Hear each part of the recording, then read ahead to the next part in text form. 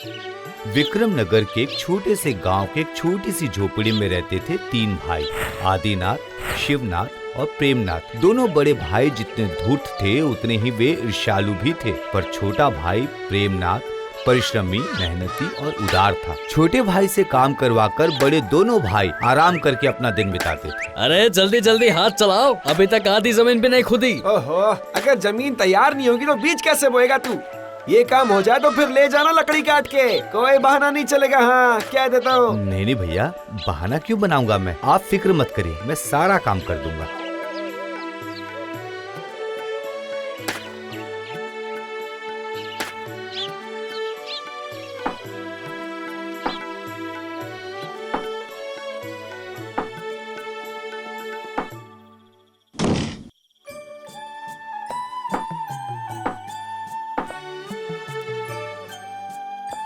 सुबह से खेतों में काम करने के बाद अब जंगल में लकड़ियां काट कर अब मैं बुरी तरह से थक गया हूँ। बड़े भैया की बात को भी तो मना नहीं कर सकता हूँ ना। ठीक है, अब इन्हें बांध कर घर ले चलता हूँ।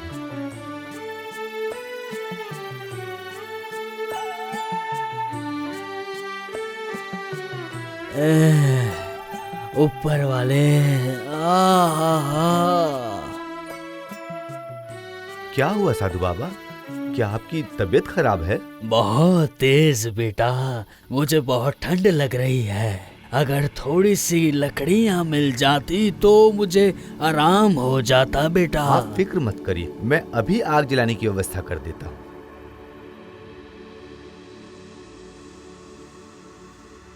ये क्या कर रहे हो बेटा तुम? ये क्या कर दिया? ये लकड़ियां तो तुमने बहुत ही मेहनत से काटी थी ना। आप उसकी चिंता मत करिए।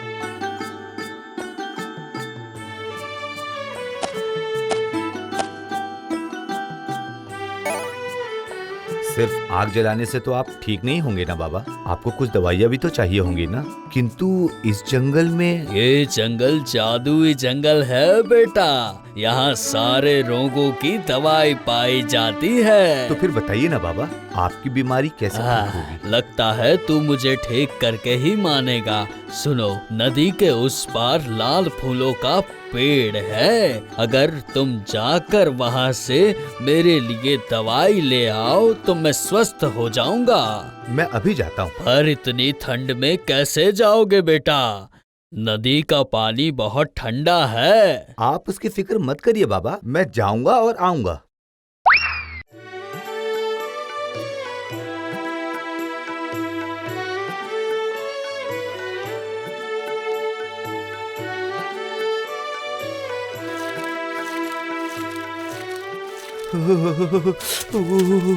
हे ऊपर वाले,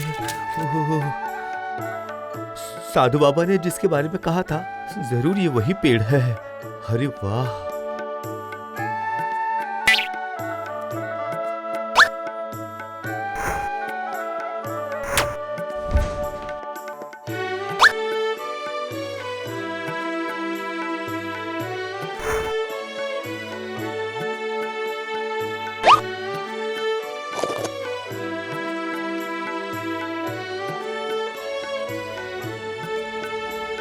अरे वाह, आप तो बिल्कुल ठीक हो गए। तो फिर मैं चलूं बाबा? जाओ, ऊपर वाला तुम्हारा कल्याण करेगा। निकम्मे, तूने दोपहर से आखिर किया क्या है? किया क्या है तूने, बता मुझे। मैं लकड़ियां काट कर ला ही रहा था भैया, पर अचानक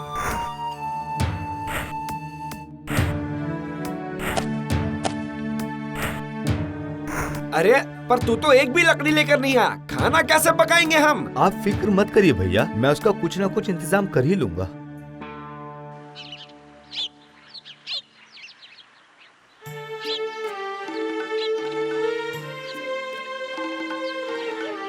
क्या हुआ है राजवैद्य जी? क्या राजकुमारी की? अभी भी राजकुमारी के शरीर में जान है महाराज, पर इनके शरीर में ऐसी कोई भी हलचल नहीं हो रही है। मैं जितना कर सकता था मैं कर चुका हूँ, अब सब ऊपर वाले के हाथ में है महाराज। ये कैसी मुश्किल घड़ी में लाकर खड़ा कर दिया ऊपर वाले। इतनी विशाल संपत्ति, धन खजाने, क्या किसी के भी बदले मैं अपनी बेटी को बचा नहीं सकता क्या? नहीं नहीं नहीं, ऐसे हार मान लेने से काम नहीं बनेगा। एक आखिरी कोशिश तो मुझे करनी ही पड़ेगी। हाँ हाँ बिल्कुल।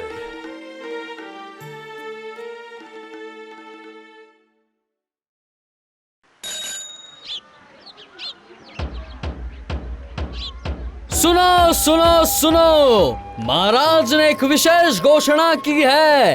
हमारी राजकुमारी चंद्रमुखी एक बहुत ही बुरे रोगों से ग्रसित है। कोई भी वैद्य हकीम उन्हें ठीक नहीं कर पाया। अगर कोई भी उसे स्वस्थ कर देता है तो महाराजा उसे आधा राज्य और राजकुमारी दोनों देंगे। मैंने जो सुना, क्या वो तूने भी सुना? सुना भी और समझा भी। क्या समझा? जितनी जल्दी हो सके हमें जंगल में उस साधु बाबा के पास जाना होगा, तभी हमारा काम बन पाएगा।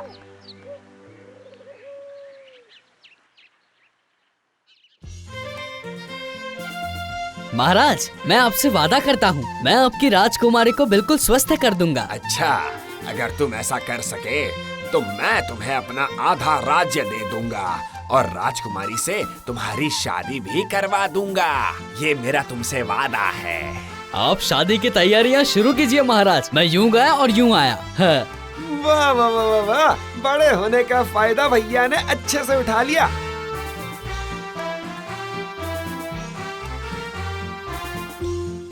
ए देख, वो रहे साधु बाबा ध्यान में बैठे हुए हैं।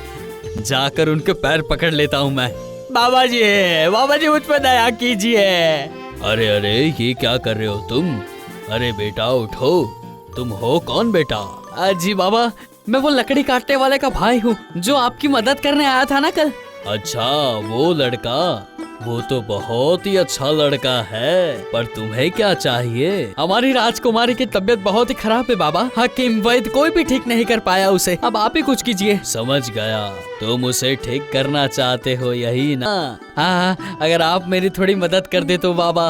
अच्छा ठीक है। इस जंगल के अंत में जो पहाड़ है उस पर एक नींबू के पेड़ है, समझ गए? उस नींबू के रस को राजकुमारी को पिलाकर वो एकदम ठीक हो जाएगी, समझ गए तुम? ठीक है बाबा, ठीक है। वहाँ तो मैं एकदम आसानी से चला जाऊंगा बाबा।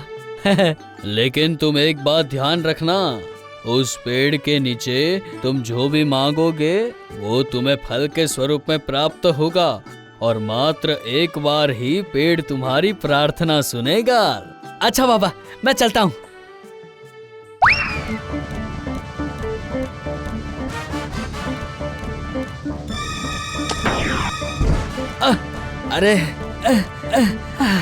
अरे कितना बेकार रास्ता है। मेरी तो सांस ही फूलने लगी। हे ऊपर वाले, और तो और मैंने सुबह से कुछ भी तो नहीं खाया है।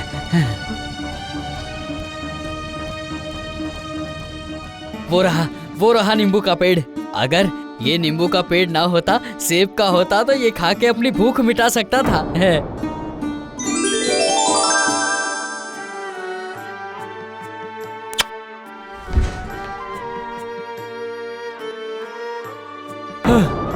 अला, ये क्या हो गया?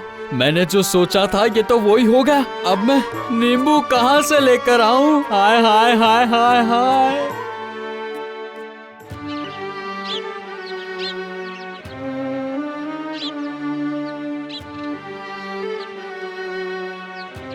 महाराज, आप मुझे एक मौका दीजिए, मैं राजकुमारी को ठीक कर दूंगा। ठीक है, तो फिर तुम कोशिश करके देखो।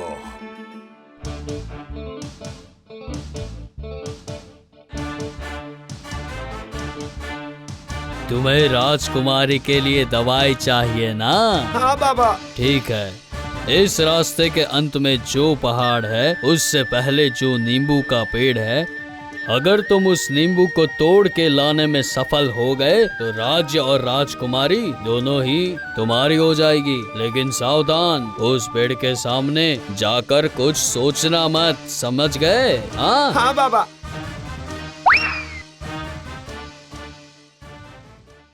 भैया बिल्कुल बेवकूफ है, इसलिए नींबू लेकर लौट नहीं पाए। मैं नींबू लेकर ही लौटूंगा, पर यह रास्ता तो खत्म होने का नाम ही नहीं ले रहा। और इतनी दूर है। अरे वो रहा पहाड़ के ऊपर पेड़ दिखाई दे रहा है। बस बस बस पहुंच ही गया मैं।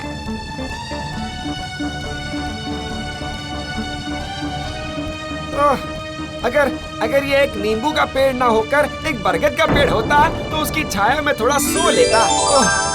अरे ये क्या है? ये क्या हो रहा है? नींबू का पेड़ तो बरगद का पेड़ बन गया। अब मैं क्या करूं? और मुझे तो बहुत जोरों की नींद आ रही है। ओह, मेरी तो आंखें भी बंद हो रही है। अरे मैं भी नहीं कर पाया मुझसे। तुम कर पाओगे युवक? क्या तुम कर पाओगे? आप मुझे आशीर्वाद दीजिए महाराज। मैं तुम्हें आशीर्वाद देता हूँ युवक, तुम सफल हो।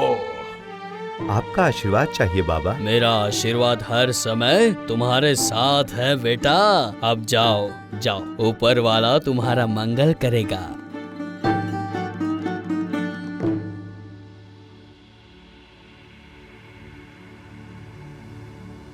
ओह, कितना कठिन रास्ता है ये।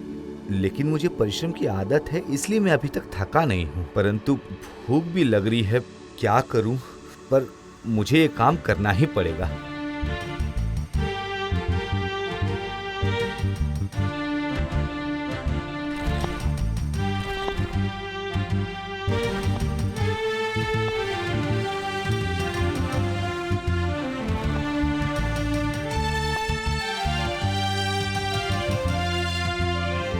ये रहा, सामने ही है वो पेड़।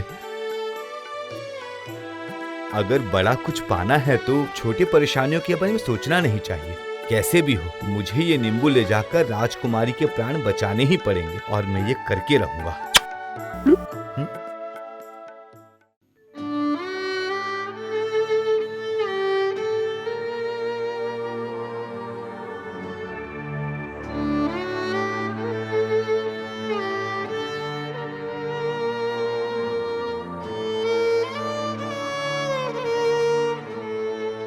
तुम्हारा बहुत बहुत धन्यवाद युवक, धन्यवाद। अरे कोई ढोल नगाड़े बजाओ, पूरे राज्य को रोशनी से सजा दो। मेरी राजकुमारी स्वस्थ हो गई है, स्वस्थ हो गई है। मैं बहुत खुश हूँ, बहुत ज्यादा खुश।